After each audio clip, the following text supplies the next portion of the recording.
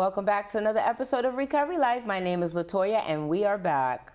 I got my bestie back with me today, so I'm just going to turn it over to her.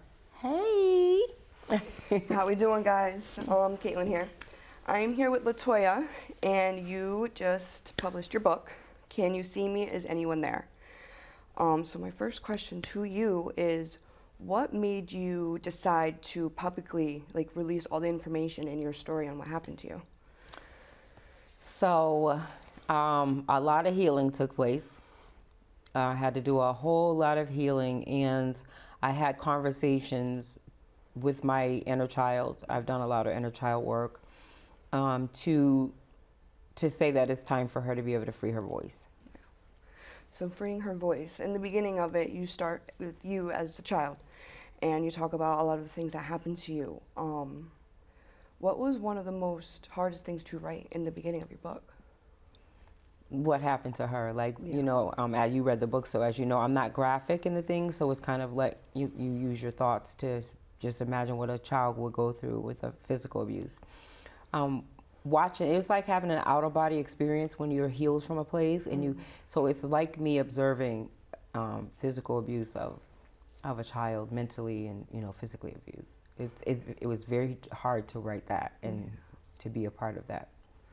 Okay, so I remember during your book signing you talked about how you almost re-traumatized yourself. Mm-hmm. What were some of the key factors that helped you get through that? So I spoke with my network a lot. I have a cousin who's a psychologist, and she was the one who told me to back away from the writing, move away from it, and just do something else. Don't continuously write and reread, because you're revisiting that place each time you do that. So I used my network of people that I have in my field as well, who knew that I was taking this journey, and I asked for help. What do I do for at this point? This I'm feeling. And they would tell me the same thing, retreat a little bit, retreat. Okay. So moving a little bit forward, after you are in your teenage years, what was that like for you? We always think that we're an adult in our own sense. We think we have everything figured out. What was that like for you? Well, my teenage years were very confusing because I was a tomboy. I did not even want people to acknowledge curves or breast, I didn't want a compliment from anybody, especially opposite sex. It would make me crazy. So I think that my teenage years got confusing the moment that I did get a compliment that I acknowledged.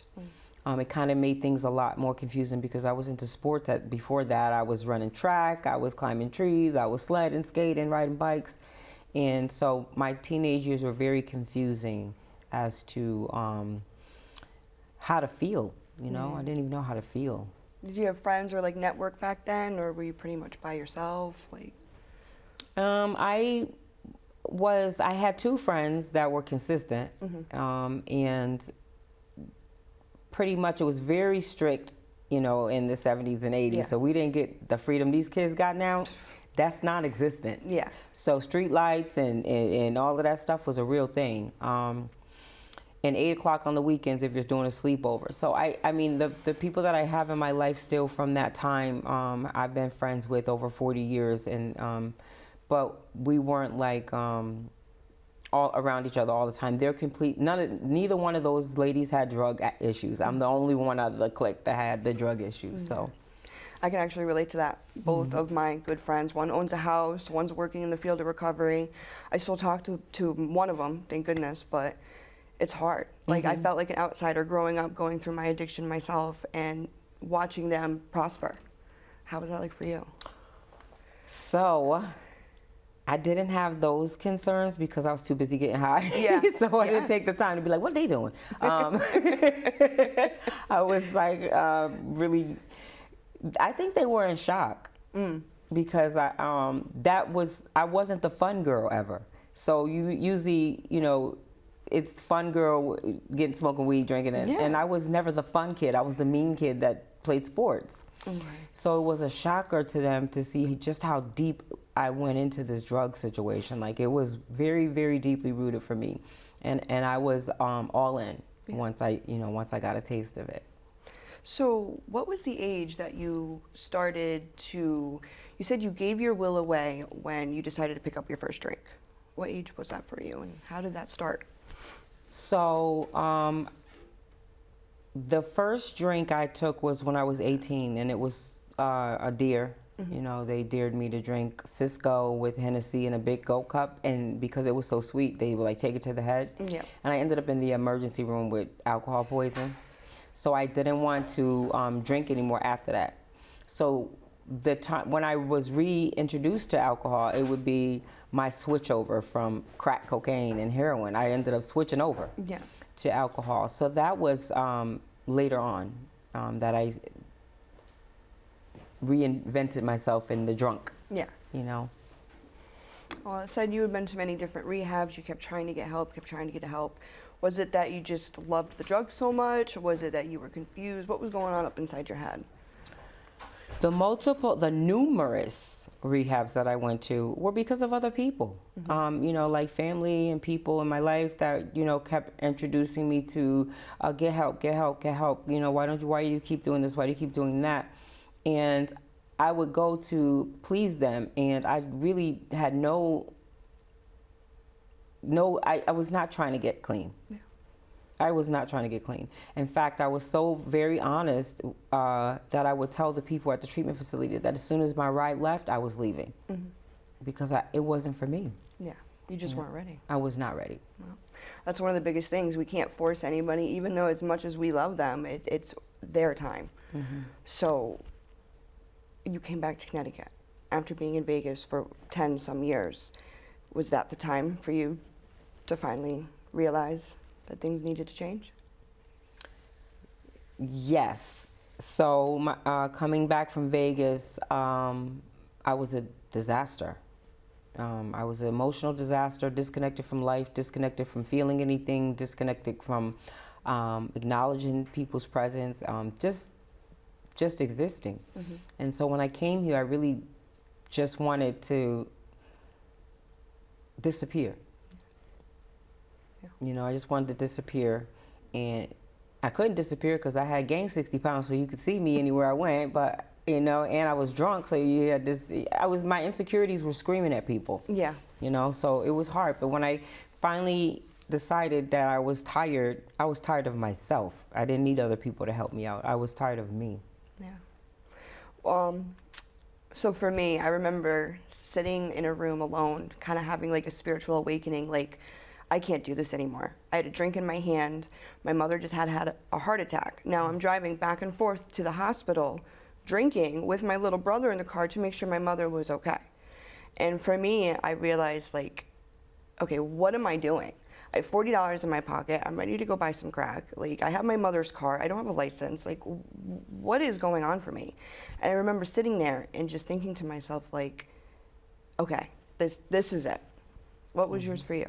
That moment. Wow, I was right there with you when you were saying that.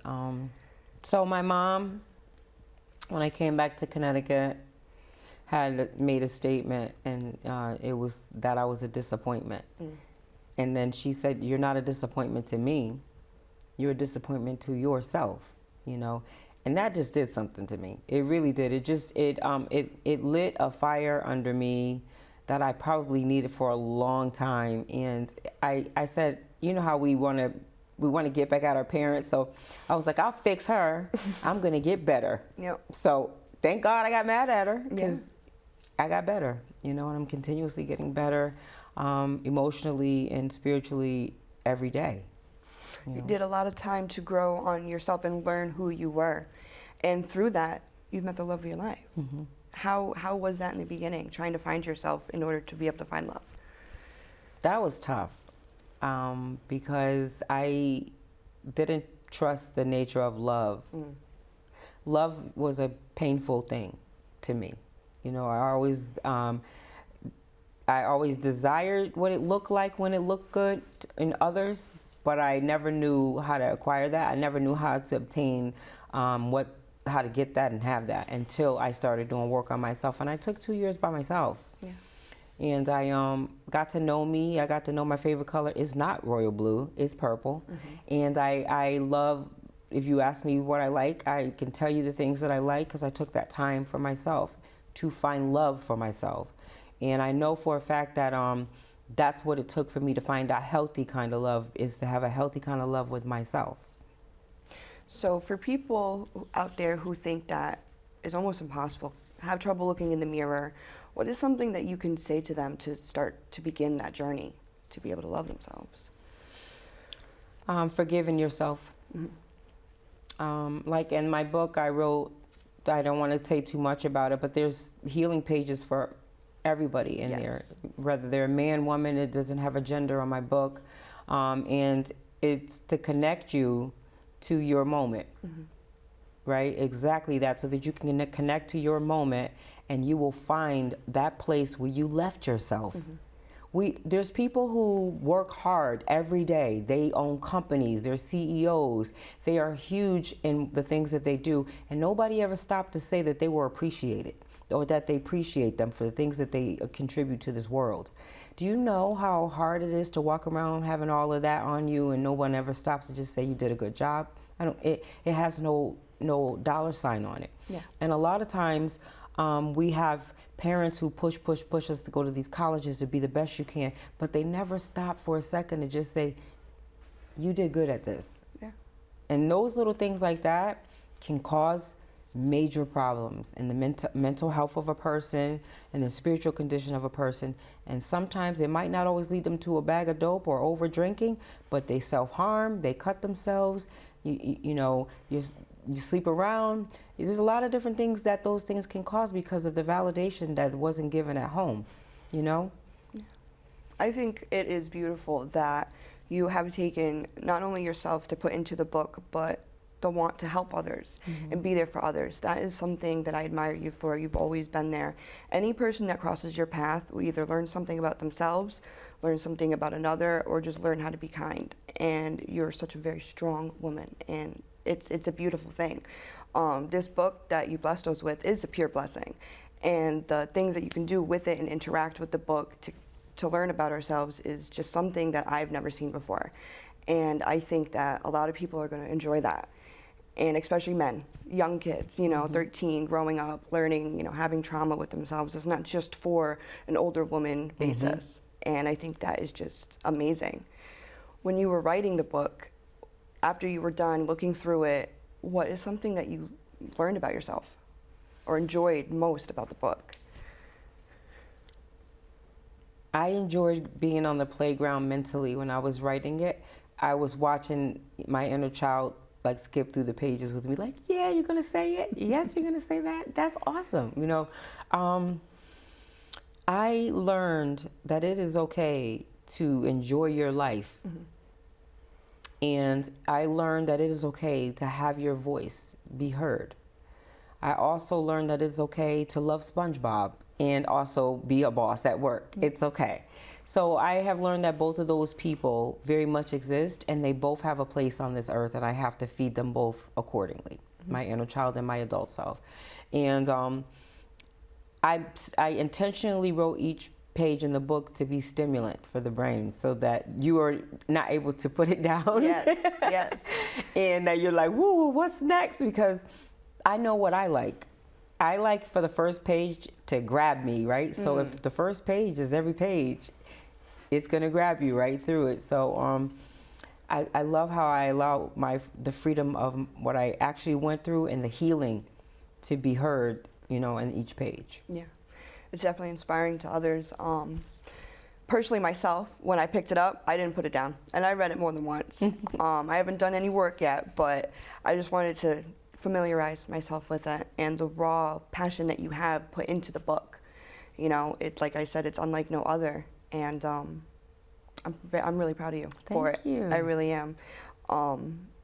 You were going other places with the book. What are some things that are going to be happening?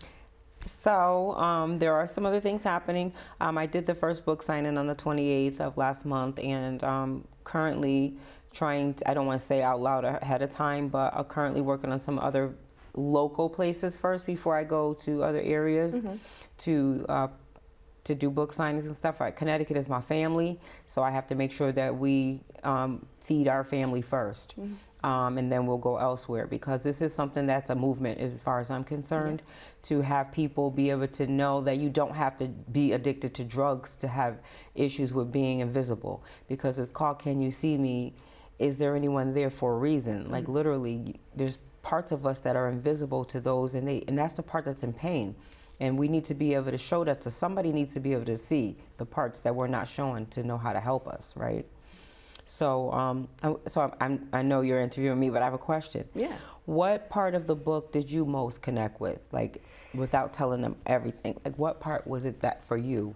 The young pregnancy for me, it definitely hit me. I've been through some traumatic events myself, and it's something that I could really connect with and be like, okay, maybe I'm not alone, because I was very young. And that's when my drinking began. I picked up the bottle, and I didn't put it down for 15 years. And reading that reminded me that I wasn't alone, and it almost gave me chills as I was reading it. Like, I didn't realize somebody could go through something like that just like I did. I thought I was the only one. And I cried. I really did. And it was really wholesome. And I enjoyed that part, personally. I wanted to ask you that because when I'm able to have these intimate conversations with people who I allowed into my life, which I allowed the whole world into my life, but I'm not going to be able to always hold these type of conversations with them. I love to know what part they saw, because the Can You See Me is for you.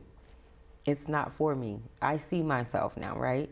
So when I ask the question, can you see me, at the end of the chapter, and you get to do your part. I don't want to tell them the twist of the book, but each book is for each individual person. It's a gift to them. It's not something they can share with somebody else afterwards. No, I think that's the best part about it. Yeah, really, it's different. It dives you in. It gets you knowing about yourself, and it's a form of therapy in a way for a lot of individuals. And I really think it can help a lot of people. And that's our goal. That's our goal. When I say our goal, I mean our goal as a community. It's not an I thing. It's a our thing. The more we help people, and I'll give a scenario of what happened at the book signing. There was a young man who came in. Nobody knew who he was, and I was talking to my mom in the corner. We were taking, I think, a break over by the corner in the table, and he said they told me he had a little sandwich, and he was like, I want a book, but I don't have the money for a book. And so I said, well, you can have a book. And I sent him over to get a book. He came back over and he said to me that somebody outside told him that he would be safe if he came in there with the lady with the books. And he came inside, and within 10 minutes he was telling me how things happened to him. And, we don't get graphic because we can trigger people. And that was a big moment for me, because just that right there, he still wanted to be a part of the book signing. He was so happy with his book. And I mention that is because later on that night, somebody that we know reached out to me, and she said, congratulations on the book. And I said, you was there? And she said, no. And she sent me a picture of a hand with the book in it, and it was the young man. See? You can't make this up, No, and that's what you're trying to do, and the more people that it reaches, the more people it's going to help. And that's great. The book signing was amazing. It was a really great turnout. I was glad to be there. I want to go to more. I want to see more. I want to see what you do with this, and I'm rooting for you 100%. What was I know there was a lot of trauma, but what was your favorite part about the book? What did you like the most? I love the reflections also. I gave it out a little bit, but I love that I'm able to give people their voice, and no matter what their age, because I would like for them to be 13 and up, at least 13, where you've had some kind of, because that's the age I want to catch them at. I want to catch them at 13 and up. I loved, so when I wrote my story, like right there in real time, right? The healed version. I didn't want it to be a mess and have people all triggered and traumatized and stuff so that's not what I did. I enjoyed being healed writing it. Had I wrote this 8 years ago, it would have been a mess. It would have been just a disaster of a lot of finger pointing and not taking any responsibility. And that's not what I did at all. So I enjoyed telling my wholesome, healthy truth. So did you plan to write the book a long time ago? Is this something that you always wanted to do? So I was requested to write a book about 4 years ago, and I said, I'm not interested in writing a book. This is what I said. I said, that's not an interest. That's not what God wanted me to do, or he wouldn't, he gave me the show so that I could help promote recovery. And then it came up again, like, a year after that. And I talked to a publisher and stuff. And I had been writing, but it was for my own self, not, for anybody else. And so, I was having a conversation at the women's retreat, and the conversation was like saying, God is waiting for you to write your story. And then I still didn't pay that no mind, because my God talks to me directly. And that's exactly what happened. Like some months later, it was like, get back to writing. And I woke up and I got back to writing, and that was like 2 years, a little over 2 years. But I really kicked it up a notch like a year and a half ago. I started getting in, because it's my story. I could literally, if I didn't have anything to do for like a week, I could give you your next book. Because there's so much that what I gave is fantastic. But I was very kind to people. Yeah, definitely. It leads me to my next question. What was something that you wanted to add but ended up leaving out for whatever reason? The anger and the resentment stayed out. Yeah. The anger, the resentments. I didn't want to cause anyone harm, because that's not what this is about. This is a healing journey. And it was a beautiful piece because I was able to not have the resentment and the anger during this writing. I really like that. And I encourage everyone to go and read this book, definitely. It changed my life. It's something that I constantly read, even if I'm having a bad day, just to have that reminder. The way that it's worded and the way that everything is put together is just, it's phenomenal. And every time I read, I'm blown away, once again. What did your family think of the book and your close friends? What were their opinions on that? So, family is funny. I don't really know that they could say that it's a good book because of what happened. They're not like recovering people who know that this is it's okay to say it was a good book, because to them they're not in recovery. So to them, they see a little girl that got beat up a lot. They don't want to say it's a good book because they don't understand the forgiveness that we have in recovery. Yeah. So I get it. My mother said she was proud of me and it was a great book. Yeah. And that was phenomenal for me, and that was the masterpiece for me as a little girl. Even at 52, I'm a little girl when it comes to my mom. And my mom, and I'm not even gonna look, I underestimated my mother because I gave her the signed copy, and I told my husband, she's not gonna read that. She called me like 2 days later and was like, that book was fantastic. She read it. Yeah. And she was very pleased. I can see a twinkle in your eye when you say that. Yeah, she was I know how much it means to you. Yeah. And that's great. It really is. When we can going back to forgiveness, and after everything that's happened, we grow up, we get older, and having that healing and that love that you have for your family, and especially your mother, it's truly beautiful. Being able to share those experiences and not have resentments or anger, and try to work through those things, because it's a fact, it happened. And we have to heal from those things. I love that. It's true. It's true. Her, she was very happy, and mental health is a big deal, right? You have to have a willingness to be helped, right? And I took a step out on faith, and I started my life over 13 years ago to make sure that I took care of my mental health my spiritual condition, and my addiction. They're co-occurring. They have to happen, right? So the first thing I had to do was take care of my mental health in order to even wrap my hands or embrace active addiction. I had to first clear my thoughts, because it's also in there. You won't know which reality you're living in if you don't fix your mental health first. You know, because the alcoholism and all that other stuff, that creates a whole nother reality of hell. Yeah.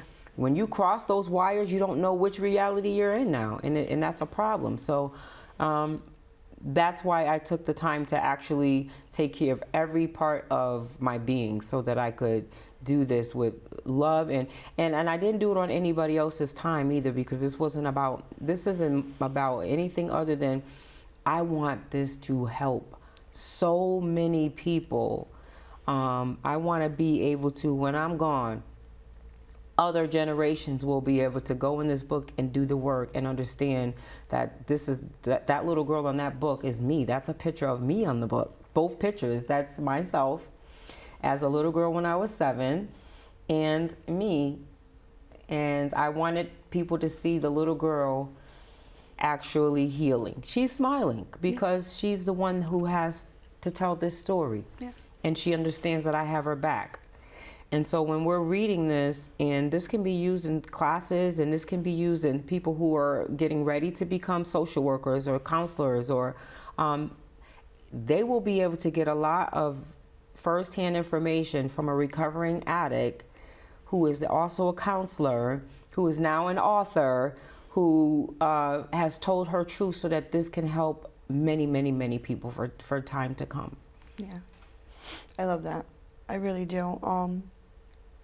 Is this something you're going to stop at as a book? Would there maybe be another one? What do you feel about that? Do you even know where you're at yet? Just enjoying what we have now? I'm in the moment. Yeah. I'm enjoying where we are now. I honestly don't even know that that's what God would want me to do anymore. I think I just follow His direction on this one. Yeah.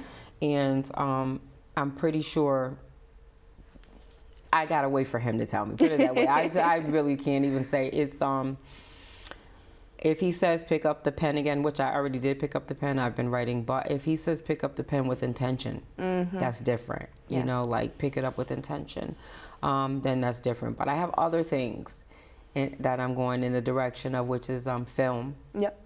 And that's a big one for me right now, to be able to see, can you see me on film? Yeah, that's amazing. Yeah. How would you want something like that to go? Like, do you want everything to be just as the book, just kind of just a copy and paste almost? Is there something that you might change?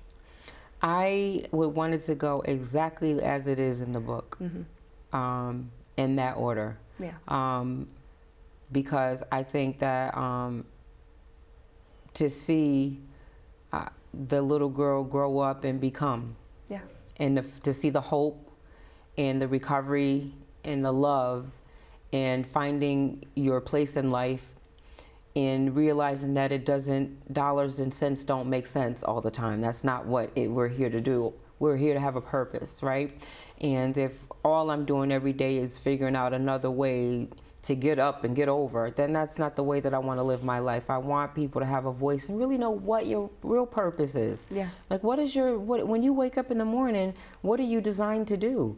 You know, you're great at doing boats, you're great at fixing planes, you're great. What are you designed to do? What is your purpose that you're going to leave behind, that they're going to talk about you at coffee tables and say that this person's purpose was this? Yeah. You know, not what you created or invented. What was your purpose? What were you physically designed to do? Yeah. You know? And I think, God willing, that He answers that for us so that we can prosper in actually what we're supposed to do. Exactly. You know, I still question myself every day. I'm learning. I learned what my favorite color is. It's black. Love it. I thought it was hot pink or green. Nope, it's black. I just have a thing for it. And I'm slowly learning myself each and every day. And I mean, I'm 27. I have many years to come. And I try to give myself a little bit of grace, and treat myself with kindness, because I was grateful enough to be able to find recovery at such a young age. And that's something that not a lot of people can get. And I don't want to let myself down. You know, I want to see what I can do. And being able to read and remember and learn the healing that somebody else can go through really gives me the drive to be like, okay, maybe I can do this, and maybe I can do it in a different way than I thought I could. You know, we have to be God willing. We have to give it up. I can't do things my way, even though sometimes I'm a big airhead and think I have it all together. We don't. We're not an airhead. And we don't have it all together. And that's, you know what I've learned? I love that part of life. I love that I don't have to get it right every time. And I love that perfection makes you an asshole most of the time. Yeah. It really does, for myself, Yeah. I'm saying. Like, and I don't want to be that, right? I don't want to be people like critiquing everything somebody does because no. I'm like, take it easy on yourself. Show yourself some forgiveness and some grace. A lot of times we're so hard on ourselves that we think it's other people putting pressure on us. It's really us. Yeah. And if we just take it slow. I heard somebody say the other day that the best way to get to a place fast is to go slow. Yeah, I mean, because you won't miss the purpose of your direction. yeah, you can get lost which Yeah. ways, but if you just take your time, I like that. I really do. I really do. What is your little girl inside saying right now at this moment about the book, about everything that's going on? What is she saying? My little girl is saying that I need to stay motivated. And I need to keep and continue. Thank you. I need to keep and continue to make sure that this gets around, and that I keep the purpose first. Keep my ego out of it, keep the voices out of it, and remember to keep it clean and clear that there is a big purpose behind Can You See Me? And each person that gets this book will understand exactly why when they get it. I agree. I agree with that. Phenomenal. Thank you so much for you do a great job. Thank you. I have a lot of fun doing it. I really do. And getting to know you more in the book, it's exciting. It Thank really you is. so much for coming. Yeah, of course. So, you can get the book on Amazon, Barnes & Noble, Books A Million, Walmart.com. Can You See Me? Latoya Pemberton. Is there anyone there? And this is something that I would want almost every household to have, because it is a guideline to what's missing in your life and the feeling invisible. I love you all. Thank you for joining us on another episode of Recovery Life. Ciao.